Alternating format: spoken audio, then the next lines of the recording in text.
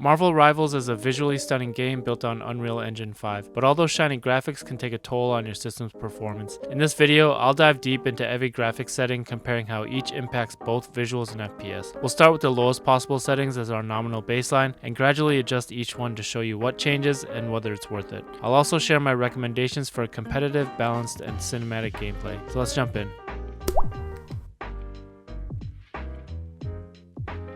For this test, I'm using a 9800X3D paired with an RTX 4070 and 64 gigs of DDR5 RAM running at 6000 CL30 with tightened secondary and tertiary timings. If you're curious about the full specs, I've included all the details in the video description below as well. To establish a nominal baseline for comparison, I loaded a custom match on the Bifrost Garden map in Ixgard and set the graphics to the lowest settings possible at 1080p with DLSS on Ultra Performance mode. This setup is designed to showcase the performance ceiling, making it easier to see how each setting impacts both visuals and performance as we make adjustments. Alright, so I'll start out with the display settings. For display mode, I recommend using full screen to get the best performance. For resolution, this will depend on your setup. In most cases, you want to stick to your monitor's native resolution for the sharpest visuals. However, if you're aiming for more performance, lowering the resolution can help you squeeze out extra frames at the cost of rendering fewer pixels. For AA and super resolution settings, these come down to your personal preference. If you're looking for better performance,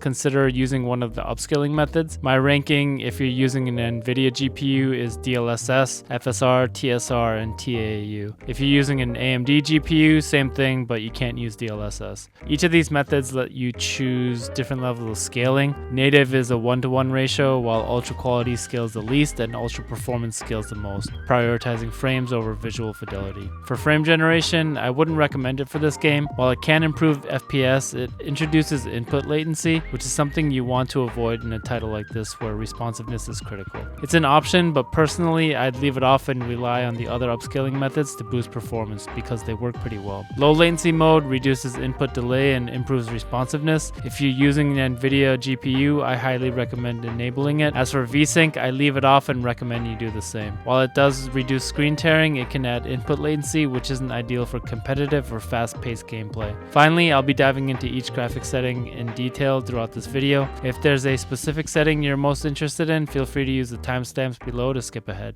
Alright, here's some footage from a match using the lowest settings as a reference. The performance is excellent, and honestly, the visuals still hold up surprisingly well. Right off the bat, I'd say that if you're running an older system or prioritizing maximum performance and responsiveness, it's worth considering sticking to the lowest settings and calling it a day. The game doesn't look bad at all, and you'll enjoy the smoothest gameplay possible by keeping everything dialed down. If you're looking to fine-tune your graphic settings or want a deeper understanding of what each option does, stick around because I'll break down every setting in detail. So here's a side-by-side comparison of the lowest settings possible versus maxed out settings. Visually, there's definitely a difference. Textures are a bit sharper, lighting's a little more dynamic, overall detail is enhanced a little bit, but in all honesty, the difference isn't as drastic as you might expect, especially considering the performance cost. At max settings, you're looking at nearly half the performance compared to the lowest settings, and when you weigh that against the visual improvements, it's hard to say that the game looks twice as good. For many players, especially those prioritizing smooth gameplay or competitive responsiveness, the trade-off just might not be worth it.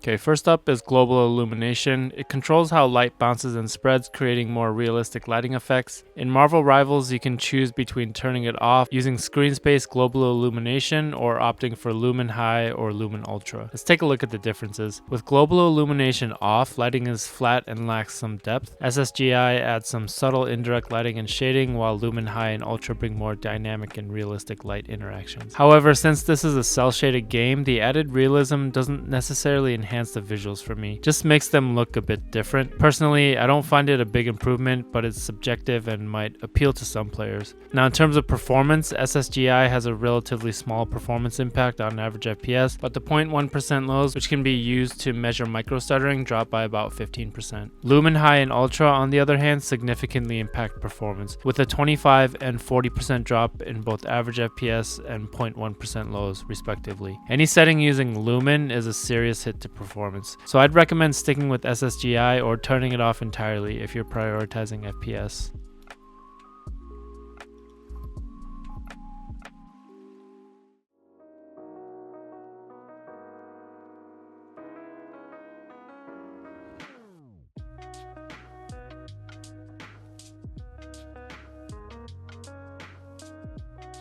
Reflection quality controls how accurately reflections are rendered. You can choose between turning reflections off, using screen space reflections, or opting for lumen settings. Visually, the differences are very subtle, at least on the stage I tested. Personally, I don't feel that realistic reflections add much to a cel-shaded game like this. The overall art style doesn't rely on lifelike reflections, so leaving the setting off doesn't really detract from the visuals for me. Now let's look at the performance. Average FPS and 1% lows are similar across the board, but the 0.1% lows are those moments when the game can feel choppy if it's much lower than the average. And with SSR, there's an 18% drop in 0.1% lows. With lumen settings, they cause a massive 73% drop. That's a huge hit to smoothness. For that reason, I leave reflections off. It really doesn't take away from the visual experience for me personally, and the higher 0.1% lows make the gameplay feel much smoother and more enjoyable for me.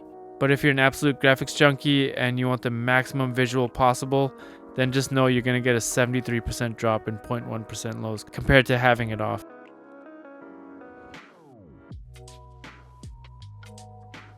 Model detail determines the quality of character models. Surprisingly, on low, the models don't look much worse. It still holds up very well. However, since the character model is what I'm looking at most of the time, this is one setting I personally like to increase a little bit. When it comes to performance, the results were actually interesting. Average FPS was a tiny bit higher on high and ultra compared to low, with negligible differences in 1% lows. The real impact was on the 0.1% lows again, where high saw a 20% drop and ultra a 46% drop compared to low. For me, the high setting strikes the best balance. The improved visual clarity is worth the slight hit to smoothness, especially since the 0.1% lows on high are still manageable. Ultra for me was overkill. It wasn't visually that much different, but there was a more significant hit in 0.1% lows.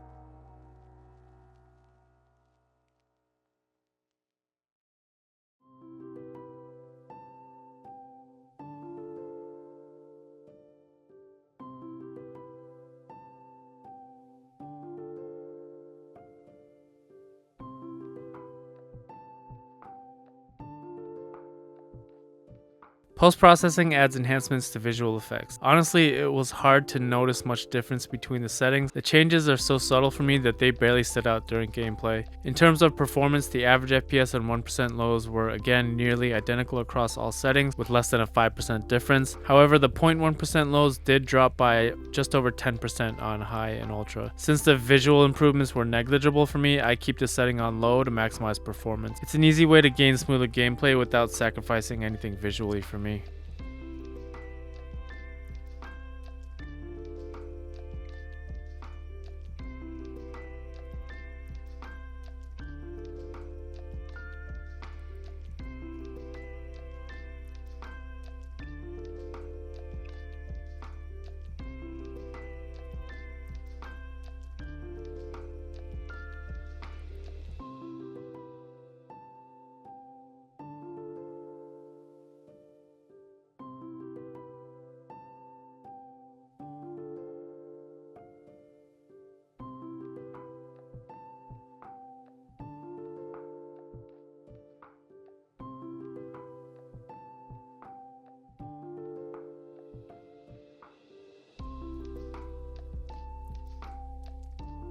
Shadow quality determines how sharp and realistic shadows appear in the game. To be honest, again, I couldn't spot much of a difference between the settings, even when jumping from low to ultra. The visual changes are minimal, at least in my experience, which makes this an easy setting to scale down for better performance. So on medium, there was a less than 10% drop in average FPS and 1% lows, 16% hit to 0.1% lows. On high, the average and 1% lows dropped by about 10%, with the 0.1% lows taking a larger hit at 25%. And then on ultra, the average and 1% lows dipped by around 15%, with the same 25% drop in 0.1% lows. For me, since I can't really see a difference visually, I leave the setting on low to take advantage of smoother performance.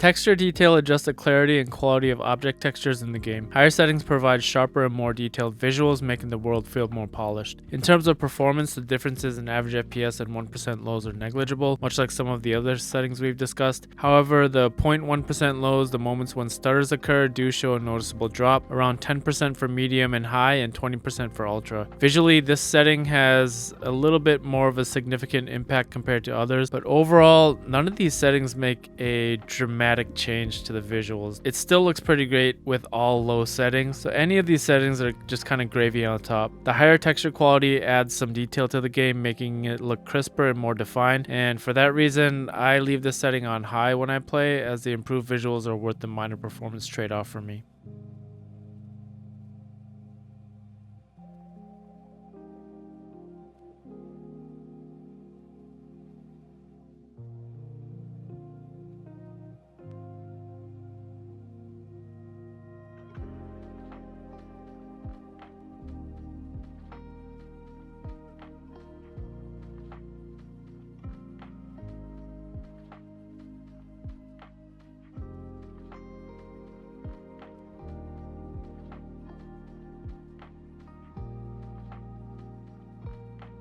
Effects detail enhances the visuals of abilities, making them more dynamic and eye-catching. Since abilities are a constant part of gameplay, the quality of these visuals has a big impact on the overall experience. The differences between the settings are noticeable, especially at higher levels where effects become more detailed and vibrant. On the performance side, there's only about a 5% difference in average FPS and 1% lows across all settings. However, as we've seen with the other settings, the 0.1% lows, those stutters that affect smoothness, show more of a gap. 10% drop on medium, 16% on high, and 26% on ultra. Personally, I find the high setting to be the sweet spot. It provides great looking ability visuals while keeping the performance hit to a manageable level, even with a slight drop in 0.1% lows.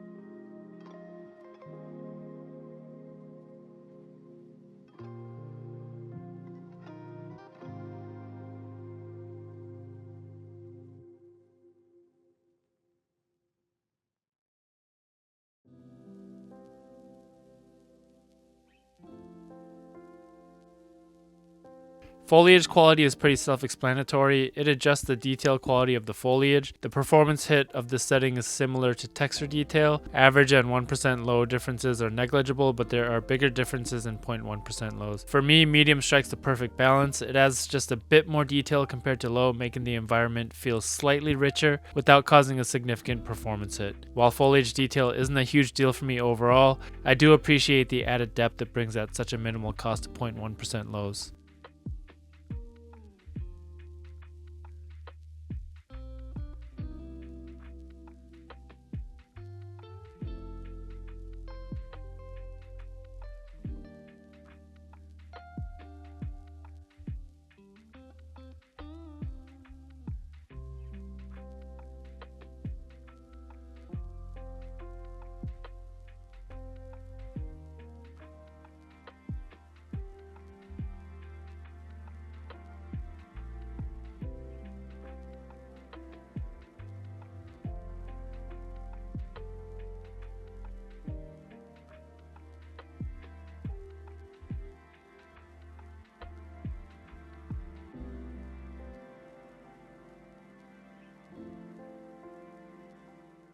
So after testing every setting, here are my recommended presets for competitive, balanced, and cinematic gameplay. For competitive players, the goal is maximum performance and responsiveness. Set the resolution to 1080 and use DLSS or FSR on ultra performance, or adjust to a level that works for you. Turn on low latency mode and turn off VSync. All graphics settings should be set to low, and both global illumination and reflection should be turned off. This configuration ensures the highest possible frame rates and optimal in-game responsiveness. For those looking for a balanced preset that maintains a good mix of graphics and performance, I recommend using your monitor's native resolution with DLSS or FSR set to balanced. Most graphics settings should be set to low, but model detail, texture detail, and effects detail can be set to high. This setup strikes a great balance by providing improved visuals without sacrificing too much performance. It's currently the preset I use because it delivers excellent results. For anyone prioritizing the best visual experience, use your native resolution without scaling and turn VSync on. Set all graphic settings to ultra with global illumination on Lumen Ultra and reflections runs on Lumen as well.